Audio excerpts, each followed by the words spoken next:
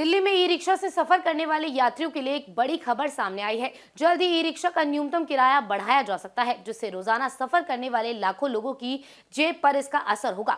बढ़ती महंगाई और लंबे समय से किराए की कोई बढ़ोतरी न होने की वजह से इलेक्ट्रिक व्हीकल फेडरेशन ने न्यूनतम किराया बढ़ाने का ये फैसला लिया है। इसके साथ ही रजिस्ट्रेशन नियमों में भी बड़ा बदलाव किया जा सकता है। बता दें, दिल्ली में ई रिक्शा अब सार्वजनिक परिवहन का एक अहम हिस्सा बन चुका है। लाखों लोग रोजाना ऑफिस, बाजार और स्कूल जाने के लिए ई रिक्शा का इस्तेमाल करते हैं। तालकटोरा स्टेडियम में ई रिक्शा चालकों, डीलरों और मैन्युफैक्चररों की संयुक्त बैठक के बाद ये घोषणा की गई। इस कार्यक्रम में बड़ी संख्या में ई रिक्शा चालक, डीलर और निर्माता अपनी मांगों को लेकर शामिल हुए। फेडरेशन के चेयरमैन अनुज शर्मा ने बताया कि दिल्ली में साल 2010 से ई रिक्शा चल रहे हैं, लेकिन तब से लेकर अब तक इनके किराए में कोई वृद्धि नहीं हुई है, जबकि ऑटो रिक्शा और टैक्सी के किराए 2 बार बढ़ाए जा चुके हैं। बढ़ती महंगाई और न्यूनतम मजदूरी को देखते हुए इसका इजाफा करने की मांग की गई है।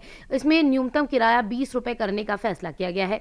दिल्ली में इस समय 2 लाख से अधिक रिक्शा आधिकारिक तौर पर रजिस्टर्ड है, जबकि 1.5 लाख ई रिक्शा बिना पंजीकरण के सभी सड़कों पर चल रहे हैं। शहर में लास्ट माइल कनेक्टिविटी में इसकी अहम भूमिका है। ऐसे में किराया बढ़ाने का सीधा असर लाखों यात्रियों की जेब पर पड़ सकता है। परिवहन मंत्री डॉक्टर पंकज कुमार सिंह ने बताया कि ई रिक्शा चालकों का कहना है कि बैटरी मेंटेनेंस और चार्जिंग की लागत लगातार बढ़ रही है, जिसकी वजह से मौजूदा किराया उनके लिए पर्याप्त नहीं है। सिर्फ किराया ही नहीं, रजिस्ट्रेशन नियमों में भी बड़ा बदलाव किया गया है।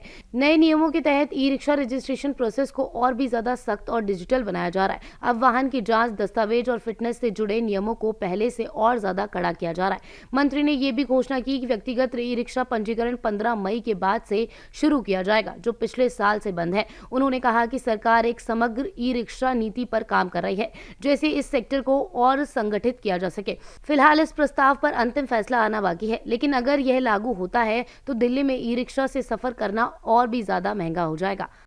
Subscribe now and press the bell icon. Never miss an update.